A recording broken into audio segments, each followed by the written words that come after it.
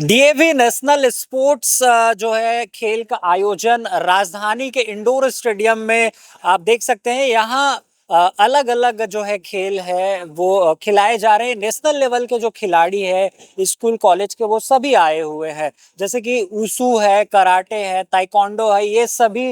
ये पीछे में देख रहे हैं मैच चल रहा है। आखिर क्या क्या मैच है, कितने राज्यों से आए हैं, कितने स्टूडेंट आए हैं, इन सब चीजों पर हम बात करेंगे। यहाँ जो जज है, जो पैनलिस्ट है, या जो ऑर्गेनाइजिंग टीम के जो कमिटी के मेंबर है, उनसे डायरेक्ट बात करते हैं। चलिए। सबसे पहले मैं पत्रकार महोदय आपका धन्यवाद करना चाहूँगा, जिन्होंने अपना कीमती समय निकाल के ये प्रतियोगिता अपने मंच पे लोगों को दिखाने का प्रयास किया है। मेरा नाम संदीप गोस्वामी है और मैं एज ए टेक्निकल जज इस वुशु कंपटीशन में आया था, जो कि डीएवी नेशनल गेम्स है, जो कि भारत ही नहीं विश्व की सबसे बड़ी एजुकेशन एक संस्था है डीएवी। उसके द्वारा हर साल कराए जाते हैं। अब की बार छत्तीसगढ़ में एक भव्य आयोजन किया गया है, जिसमें martial game, taekwondo, karate, wushu, archery, wrestling, कई गेम कराए गए थे, जिनमें सबसे मैं धन्यवाद करना चाहूँगा यहाँ के ऑर्गेनाइजरों का भी, स्कूल्स का भी, साथ में प्रिंसिपल सर का भी, मैडम का भी, जिन्होंने बहुत अच्छा आयोजन कराया है। हमारा डे टू डे बहुत सहयोग किया है और जिनकी वजह से ये बहुत स्मूथली चैंपियनशिप हो गई है। और मैं साथ ही एक चीज़ बताना चाहूँगा आपके माध्यम से, जो भी इन गेम्स में प्रथम स्थान प्राप्त करता है, वो जो एसजीएफआई स्कूल नेशनल गेम्स जो होते हैं, वो बच्चा डायरेक्ट यहीं से, एक डीएवी ने एक इतना अच्छा प्लेटफॉर्म बना दिया हर खिलाड़ी के लिए कि भाई डायरेक्ट यहाँ से जीत के वो बच्चा स्कूल नेशनल गेम खेल सकता है। इसलिए मैं डीएवी संस्था का भी साथ में तहे दिल से धन्यवाद करना चाहूँगा। जी, ये जीतने के बाद जैसे पहले या दूसरे पायदान या तीसरे पायदान पर कोई खिलाड़ी आते हैं, तो उसको शासन की ओर से या हमारी जो डीएवी संस्था है उसकी ओर से क्या कुछ प्रोत्साहन राशि या कुछ क्या दिया जाता है? देखिए, सबसे पहले तो मैं यही कहना चाहूँगा, स्कूल्स एक खिलाड़ी को सबसे पहले तो एक रिलैक्सेशन देता है कि बेटा आप खेलो, पढ़ो भी और खेलो भी। खेलने के साथ साथ डीएवी ने हर स्कूल जो कि यहाँ से प्रथम स्थान लेता है, डीएवी मैनेजमेंट कमेटी की तरफ से उनको कैश प्राइज भी दिया जाता है और हर स्कूल की तरफ से भी उनको फीस रिलैक्सेशन या अलग अलग स्कूल ने जो भी अपनी अपनी पॉलिसी बनाई हुई है, वो सब लोग अपनी तरफ से हर खिलाड़ी को देते हैं। एक टेक्निकल जज के तौर पे जो आज एक आधुनिक दौर है, उस हिसाब से कैसे आप ट्रेन करते हैं बच्चों को? क्या कुछ नई आधुनिक जो चीजें हैं जो एक खिलाड़ी को परिपक्व या फिर इंटरनेशनल लेवल के खिलाड़ी बनाने के लिए आप अपनाते हैं? देखिए, मैं तो एज ए टेक्निकल जज आया था, खिलाड़ी सभी डीएवी के तैयार किए हुए थे, मैंने तो सब जज किया है डीएवी ने कितने अच्छे खिलाड़ी तैयार किए, और जैसा मेरा मानना है डीएवी ने बहुत अच्छे खिलाड़ी बनाए हैं। आगे चल के यही भारत को प्रतिनिधित्व करेंगे। ठीक है, इन शॉर्ट में यदि बताना चाहेंगे सक्सेस मंत्र खिलाड़ियों के लिए जो और अपकमिंग है, जो आने वाले इस क्षेत्र में, उनके लिए क्या कुछ कहेंगे? सबसे पहले तो मैं खिलाड़ियों को कहूंगा, जो कि आज की बैड हैबिट है, मोबाइल फोन और एक नशा, इन दोनों से आप लोग दूर उठ जाओगे तो सक्सेस हो जाएगा। डीएवी नेशनल स्पोर्ट्स का आयोजन इंडोर स्टेडियम में है और यहाँ के जो जज पैनल के जो हमारे जो जज है वो बताएंगे कि आखिर कितने राज्यों से आए हैं, क्या क्या खेल यहाँ हो रहा है। जी, यहाँ लगभग 8 राज्यों से अलग अलग राज्यों के स्टेट के बच्चे आए हैं और यहाँ 6 तरीके के स्पोर्ट्स हो रहे हैं, जिसमें यहाँ पर बलवीर सिंह जुनेजा स्टेडियम के अंदर आपके 4 स्पोर्ट्स हो रहे हैं, जिसमें आपका वुशु है, ताइक्वांडो है, जूडो है, कराटे है, और इसके अलावा रविशंकर शुक्ल स्टेडियम जो है उसमें रेसलिंग और वेट लिफ्टिंग, ये 2 वहाँ पर इवेंट रखे गए हैं। यहाँ 4 इवेंट हैं। The last bout of यहाँ the पर day. ये चल रहा है 3 दिन से, लगभग 6 तारीख से, 7 तारीख से और 8 तारीख Sorry, last bout of the 3 दिनों से कंटिन्यूसली चल रहा है। issue. 85 राज्यों kg. के मतलब कुल जो राज्य हैं, 27 राज्यों के 2200 से ज्यादा स्टूडेंट्स पार्टिसिपेट कर रहे हैं। और ये डीएवी का नेशनल स्पोर्ट्स होता है, जिसको जो हमारा जो मिनिस्ट्री ऑफ स्पोर्ट्स है वो इसको रिकॉग्नाइज करता है। तो इसमें इस बार ये देश में अलग अलग हिस्से में हो रहा है। 6, जैसा सर ने बताया, 6 जो गेम्स है वो यहाँ पे रायपुर में हो रहे हैं। इसमें से 4 गेम इस स्टेडियम में हो रहे हैं और बाकी 2 गेम पंडित रविशंकर शुक्ल यूनिवर्सिटी में हो रहे हैं।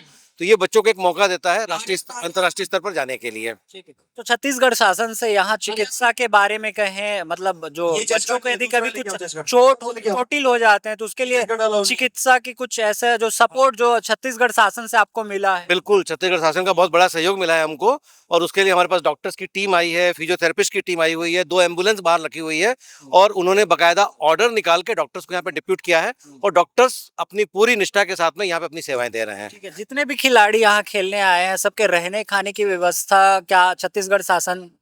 नहीं, वो डीएवी का अपना एक सिस्टम होता है, उसके तहत इस रायपुर शहर में अलग अलग होटलों में उनको रुकाया गया है। उनमें उनके रहने खाने की व्यवस्था, सुबह का नाश्ता वो होटल में करके आते हैं, रात का खाना होटल में मिलता है, दिन के खाने की व्यवस्था उन सबकी यहाँ पे कराई गई है। जी। तो यहाँ से जो बच्चे जो खिलाड़ी हैं वो जीतते हैं, पहले दूसरे पायदान पर आते हैं, तो ये हेडगार्ड क्या टीम कुछ चिन्हित करके वो और इंटरनेशनल लेवल के लिए ट्रेनिंग के लिए क्या कुछ?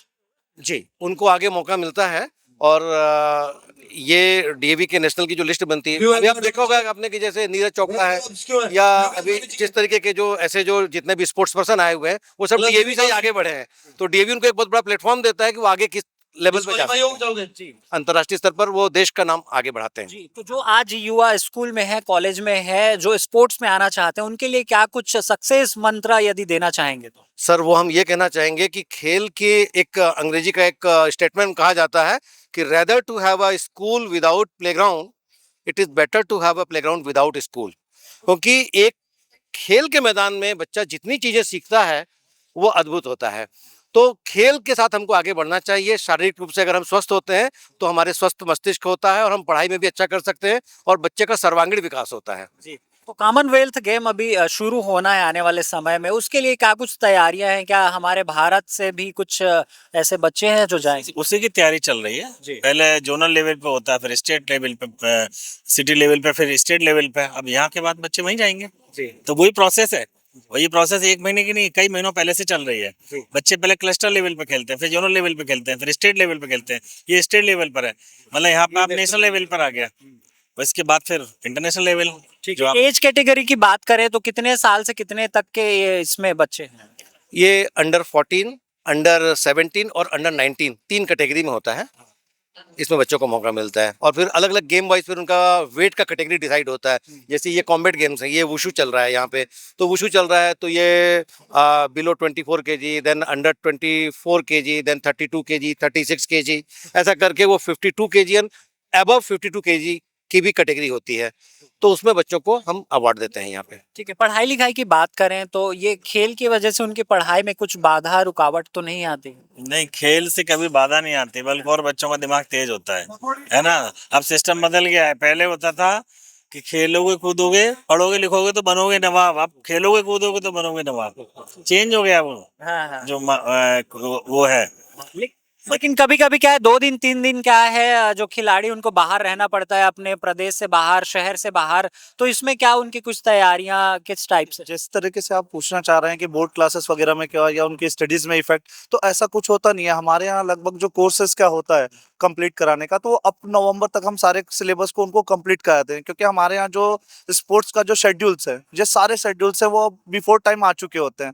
जैसे कि मैक्सिमम बच्चों ने यहाँ पे दिसंबर में प्री बोर्ड दिला के आ गए हैं। अब उनको अब यहाँ पे आगे चल के फिर बोर्ड्स के लिए तैयार करना है, तो यहाँ पे उन लोगों ने जो बोर्ड्स वाले होते हैं मेनली क्लासेस, जो सबसे बड़ा क्वेश्चन होता है आप लोग के लिए, तो उनके लिए ऐसा कोई लॉस नहीं होता है। सारी चीजें उनको पहले से ही प्रिपेयर्ड है ना, वो सारी चीजों को हम तैयार करवा लेते हैं बच्चों को पहले से ही। और जो स्पोर्ट्स के लिए अभी यहाँ से आए हैं, और ज्यादा टाइम नहीं है, सिर्फ 4 से 5 दिन का, या आप विद इन अ वीक मान लीजिए, उससे ज्यादा का समय नहीं होता है, तो उतना होता है। उसके बाद बच्चों को फिर से उनको उस तरीके से पढ़ा लिया जाता है, तो वो उसमें प्रॉब्लमेटिक नहीं होता है, बच्चों को बहुत अच्छे से सेटल डाउन कर लिया जाता है। परिचय दे देंगे सर, गौरव सिंह राजपूत हूँ मैं, और डीएवी मुख्यमंत्री पब्लिक स्कूल जरेली पथरिया से प्रिंसिपल हूँ सर मैं।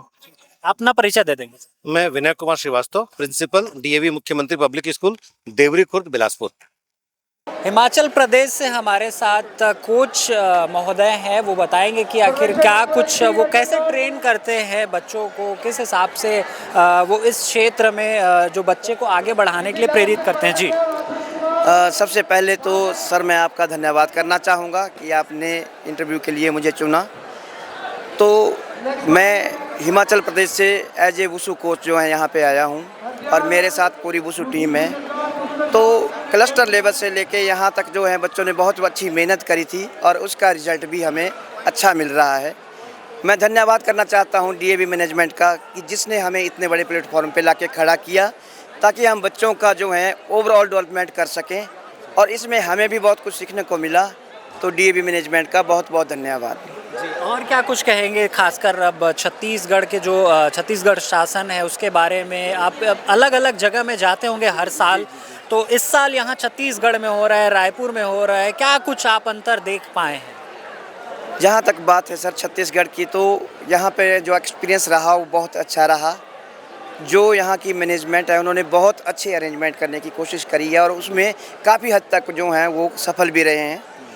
यहाँ पे स्टेडियम से लेके ऑफिस सीटिंग से लेके बच्चों के रहना खाना हर चीज़ जो है हमें बहुत अच्छा लगा और बहुत मज़ा आया। हमारे बच्चों को कोई भी दिक्कत नहीं हुई।